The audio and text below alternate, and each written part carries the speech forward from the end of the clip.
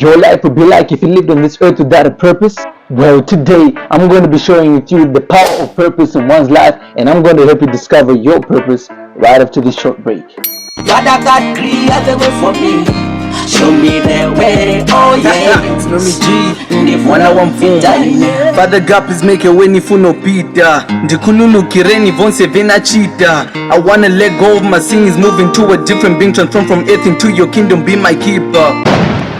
Don't forget to tap on that subscribe or follow button to catch up on more Team Jesus All the Way talks.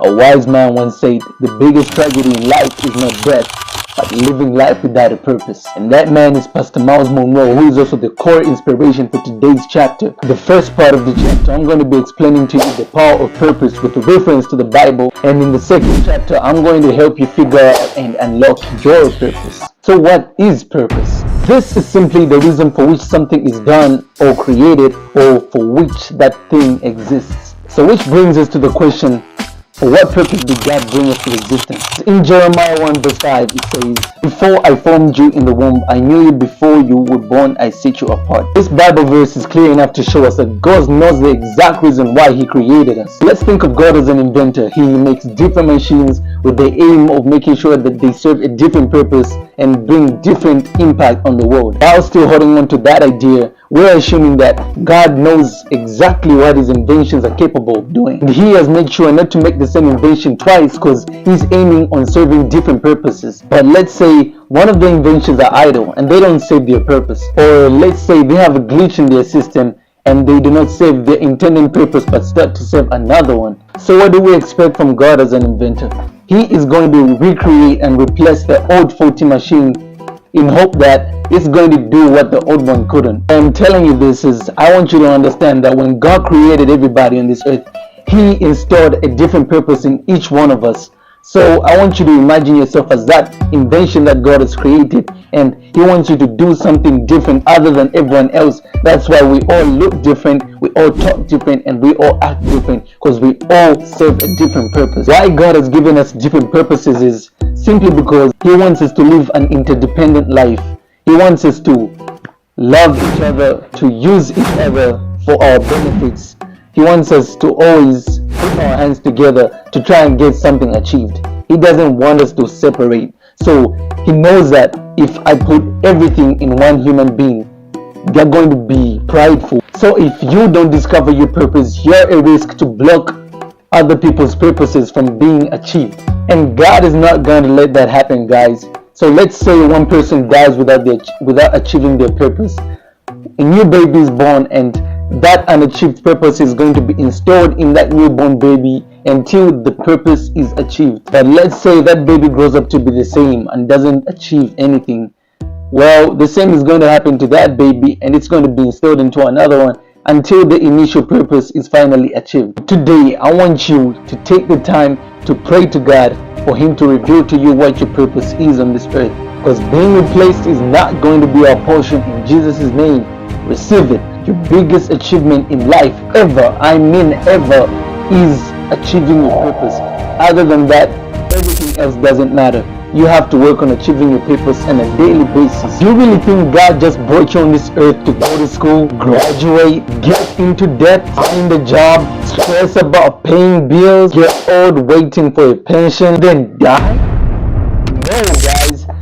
God has more in store for you. You are worth more than that life. You are worth more of living than that simple life. There's more to you. There's more in your future. There's more that God has for you. All you have to do is open up your eyes spiritually. The Bible says we shall walk not by sight, but by faith. In Jeremiah 29 verse 11 it says, for I know the plans I have for you, declares the Lord, plans to prosper you and not to harm you, plans to give you hope and the future. God has big plans. He's a big God, and He's going to make your life have big things. So don't think small. It all starts from our mental capacity, guys. If you don't think beyond what you're living right now, you're not going to achieve anything. So think big, and God is going to bless you big. If you can't think it, you can't have it. Trust me, God doesn't want you to suffer. God doesn't like it when He sees His children suffer. But it's your choice at the end of the day, because God is always ready. Everything you wish of having is already prepared. God is just waiting for you to go get it. As it said in Jeremiah, God has already planned our life in advance, but we as humans always tend to make our own plans and they never work. In Proverbs 19 verse 21 it says, many are the plans in a man's heart, but it is the Lord's purpose that prevails. So no matter how many plans you have for your life, at the end of the day, only God's plans are going to make you prevail over everyone. Yes, you might find little success with your own plans, with your own hard work, but only when you achieve your purpose will you live your destined life. So in this life, you have the authority to choose your career, but you do not have the authority to choose your destiny. Your destiny is already planned by God. So the only way we can achieve it is to ask from God for guidance. Your purpose is something you do with the least amount of effort, better than everyone else. Your career might be something induced in your mind by your family or by the society you're living in just to get a living. The thing about your purpose is, once you achieve your purpose, you also achieve financial success. In Proverbs 18 verse 16 it says, a gift or purpose opens the way for the giver and ushers him into the presence of the great. So only your purpose is going to make you outstand in the face of the great, the kings, those above. Only your purpose will make you stand out in the crowd. Your career won't. It's just going to make you have a living, and you're going to die without even living your life to its full capacity. So every day we must strive to find out that thing we do with so little effort but still do it way better than everyone else. For some it might be cooking, for some it might be public speaking, for others it might be singing, for others it might be plaiting hair. Whatever it is, always treasure it. Don't try to be something you're not. If your gift is playing soccer, don't force yourself trying to be the next Michael Jackson when instead you can be the next Ronaldo. Now that I've talked to you about the power of purpose, I'm going to unveil to you how to unlock your purpose. Number one is you have to be ready to fail to find your purpose. What I mean is, finding your purpose won't require you just to roll the dice once and boom, you got it. No, finding your purpose will require you to try everything you possibly can until you find what's natural for you. Number two, your purpose should be personal. Not everybody is going to like what you enjoy doing. There will be so many people talking you down and trying to discourage you to achieve your purpose. Most likely the devil, just like God, also uses people to get to you.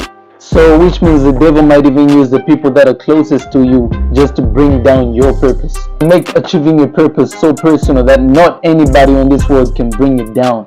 Okay, let's think of it in this perspective. You only live on this earth once, right? And then we have so many people in this world that worry so much about what people are going to think about them just because they enjoy doing what they love. So hey, those people you're so scared of and worried about aren't even going to be there, let's say maybe even in the 3 years of your life, some not even in the next 3 minutes of your life. When you die, those people you were so scared of disappointing and feeling shy about to do whatever it is that you're supposed to do, they're not even going to remember you. Immediately you're dead. A week after, everyone is past you, they're doing their own things, they're living their own life, you're getting drunk, going out on parties, they won't even remember you anymore. Are those really going to be the people that are going to change your whole life? So which brings me to number 3. Cancel the fear of failure when it comes to achieving your purpose. Yes, God has provided you a purpose, but that doesn't mean everything is going to come for you on a silver plate. You have to grind, sweat, shed tears and bleed just to achieve your purpose. It doesn't come easy. That's why God gave you a brain so that you can process things by yourself, so that God can have some time off to do everything for you. God gave us a brain so that we can be able to do everything by ourselves. So we as human beings are blessed to have the most intellect out of all the animals. This is simply because God wants us to think and use our brain. So if we just sit down idle-minded and not willing to do anything, God's not gonna help you. That's why He gave you a brain. He can't do everything for you. He can't give you a purpose and give you money at the same time. No, you gotta work for that money. Lastly, number 4, you have to cancel laziness and procrastination. In Proverbs 6 verse 10 to 11 it says, a little sleep, a little slumber, a little folding of the hands to rest, and poverty will come on you like a bandit, and scarcity like an armed man. Notice the verse says a little sleep, not a lot, but just a little sleep can make a man poor. So who are you thinking you're going to buy the dream car and dream house by sleeping 8 hours a day? That's 2 whole days in a week gone. 2 days of no progress but stagnation. So if you think you're gonna make it big in life sleeping for 8 hours, well, you might as well be sleeping on your purpose. Well, unless you're someone that's grown up in a rich family and your whole family provides everything, or you're gonna inherit some of your father's stuff and property. But other than that, man, if you're going to be sleeping 8 hours a day, there's no hope for you. You have to work. You have to wake up early in the morning and be the last one to sleep. That's how it is. That's how life goes. If you really want to achieve your purpose, you have to work for it. I always say procrastination is a disease, and it becomes a habit and it becomes a part of us. And for others, it might be something that's even hard to let go of. It's now just part of your subconscious mind to just procrastinate, laying things for the next day, saying, no, I'm going to do it tomorrow, when you can do it today. Like, seriously, what are you doing that's so important that you can't do those very valuable things right now? You just want to be scrolling through the internet aimlessly for hours and doing nothing, when you can just go right there and then and do those 10 push-ups and it's over. Why do you have to push it to the next day when you can do it right now? Always keep in mind that you will never ever live this day today ever again. So make full use of it before it expires. As a saying, time wasted can never be regained. What are people going to remember you for when you're gone? What did you do in your time? What impact did your name bring to this earth? Think about that. With that said, that's all for today. Make sure that you pray, because we are Team Jesus all the way. Mwah.